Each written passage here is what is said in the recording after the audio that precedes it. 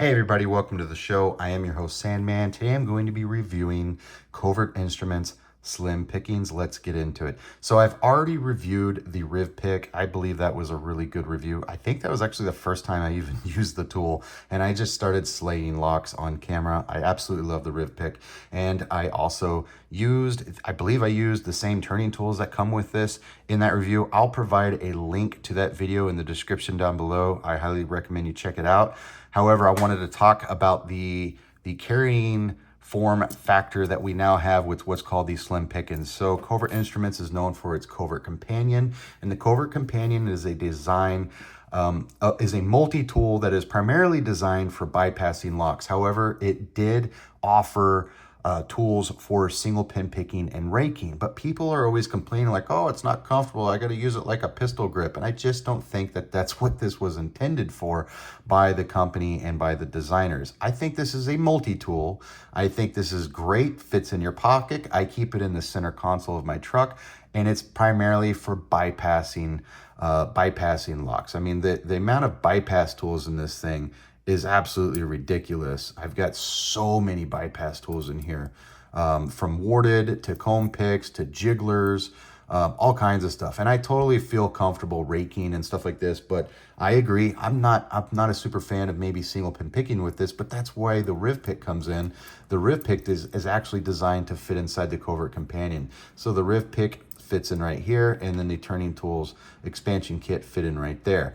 Then Covert Instruments came out with the slim pickings and said, well, maybe you don't want the Covert Companion and you just want to have an everyday carry similar to what's called a jackknife pick set. So the Covert Companion, the slim pickings, here is the Riv Pick right here. And then if I fold this guy the other direction, here are the turning tools right there, and they all just come out. And so that's what this is. This is super awesome and a totally practical everyday carry, and for people that want to be able to single pin pick or rake their locks, and maybe they don't need bypass tools on them at all times. Why is it a jackknife? What is a jackknife? So jackknives are essentially lockpick sets that are designed after pocket knives. So I have two others in my collection that I have recently gathered. I've never been a jackknife owner until like 2 weeks ago, outside of having the Riv Pick, which I've had for 3 months. And I've probably got about 3 or 4 hours using the Riv Pick, and I think I've probably picked up to maybe 50 locks in total. I've picked 30 locks for sure, for certain. I think 30. I think I picked 30 locks while I was live on a YouTube channel called Picking Time, and that's hosted by Lady Locks and Lock Heat.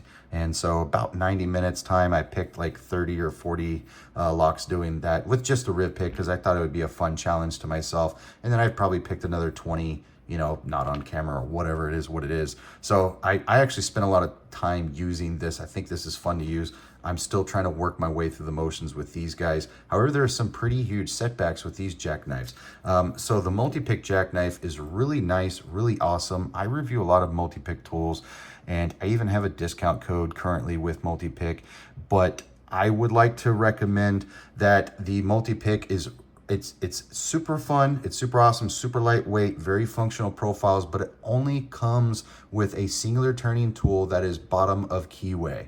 So if I am raking, this is really excellent for using. However, if I want a single pin pick, I don't have top of keyway option. So I'm relegated to just using bottom of keyway, and bottom of keyway tension really fills up that bottom of my keyway, and it totally removes any option of single pin picking on a lot of locks. I'm not going to say majority, but there's a lot of locks, especially ones that are paracentric or just any type of keyway where I want to be able to pick from the bottom there, and I put this guy in there and I just take that ability away from me. Now I have to pick off the warding, and I may likely overset some of my front pins.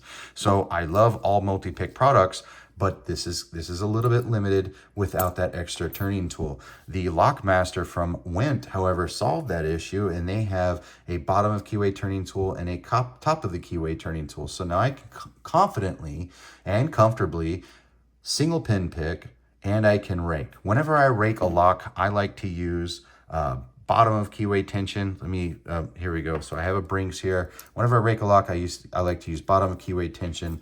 And let me just pick a random rake here. So I'll try the Bogota on this guy. No guarantee that I'll get it open. But hold on one second, technical difficulties. So I like to use bottom of keyway when I'm raking because the rake is going on top and it needs to interact with the key pins like that. See, and I got an immediate open. And this is a really classic profile. This profile was designed by Raimundo in 1981, and he was inspired while he was vacationing in Bogota, Colombia, and that's why they call it the Bogota. It has little mountains like in the shape of, or little peaks in the shape of the mountains of Bogota, Colombia. So this is a very effective modern rake. The rakes that I see on my multi-pick are a little bit more traditional. They do have a Bogota style here, or maybe even a Nessie style because it's a rake on one end and possibly tools that can be used for single pin picking on the other. But primarily just traditional city rake, S rake, double half ball, or double half snowman for raking wafer locks.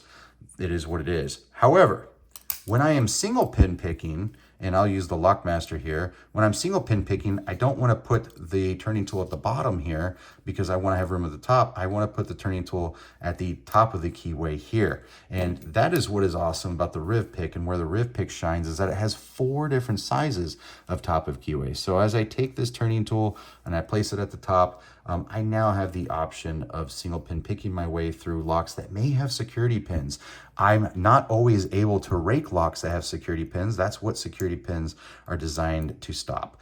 But when I have an actual hook pick, I can take my time and I can set every individual pin or every binding pin until I can get that rotation in the plug of my cylinder and actuate my locking mechanism. So I really like the Riv Pick just for the simple fact that I have 4 different sizes of top of keyway, and I have 4 different sizes of bottom of keyway here. So I can take this longer end and place it in the bottom, and I can just go to town and get to raking. Let me talk about these rakes for a second in the Riv Pick, since we are on the subject of raking and Riv Picks.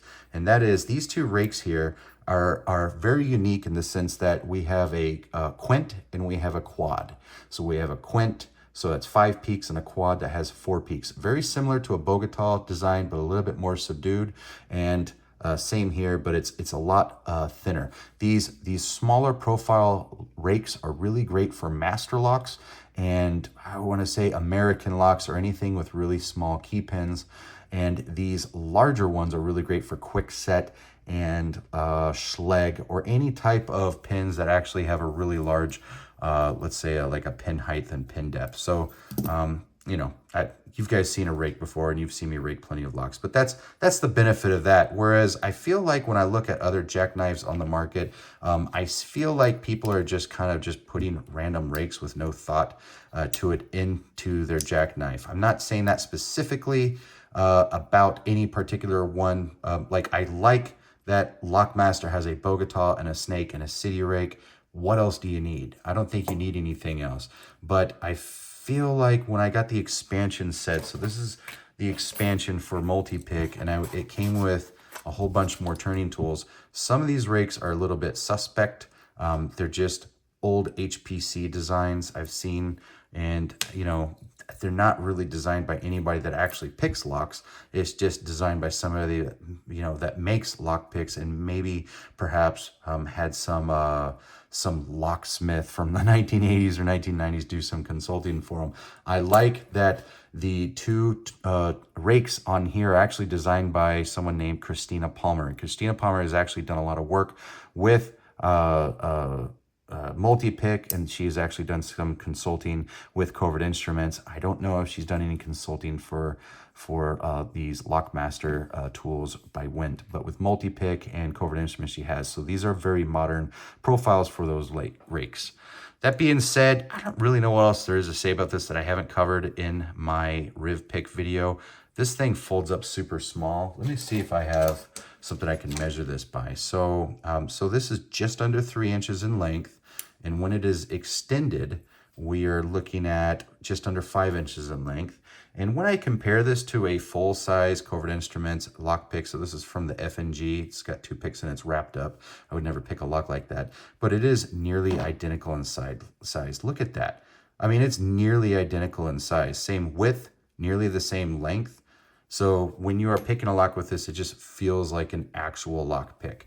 When I'm picking a lock with my Lockmaster here, it feels like a pocket knife that happens to also have a lock pick in it. So if I were to have to pick between these three, and I have more coming in, I have the Swick on the way, which is another jackknife tool. I dropped $150 on that guy.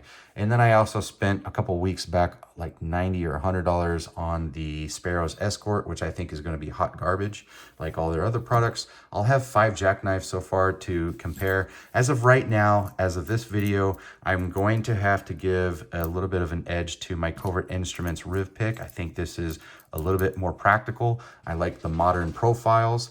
I like that it has 4 top of keyway turning tools and 4 bottom of keyway turning tools. And I like that the pick extends into a full-size lock pick, and that just makes it super practical. I'm going to have to give the edge over to Covert Instruments. Second place is going to be Lockmaster, and it's because it's a little bit stronger than the 400 series stainless steel. It's got 2 turning tools, 1 bottom of keyway, 1 top of keyway, and I really like this pocket clip here as well. I think that's really neat. And obviously third, last but not least, is going to be my Multipick. I really love all Multipick products. I think this is a great product. In the end, if you live in Germany, you're probably not going to be able to afford the shipping on this Covert Instruments, anything from Covert Instruments, because shipping is super expensive from US to Europe. But if you are in Europe, then you have these wonderful options right here. And if I can give you some advice, just buy both, because that's what I do as a collector. My friends, I am not rich. I am irresponsible. Let me know down in the comments below, what are your thoughts? Which of these 3 do you own? Which of these 3 gets you excited about picking locks? Because that's what it's about. Which of these 3 would you bet your life on for an everyday carry? Stuff hits the fan, you know, emergency use. For me, it's going to be the Riv Pick, hands down, all day long. I'm looking forward to seeing what the other tools are going to have to offer. The Swick looks amazing. It has 6 turning tools inside of it, but it also looks pretty girthy. So we will see. Let me know in the comments down below, what jackknife are you excited about purchasing soon? And do you have any jackknives? Which one do you have an opinion on? Let me know, and I'll catch you guys next time.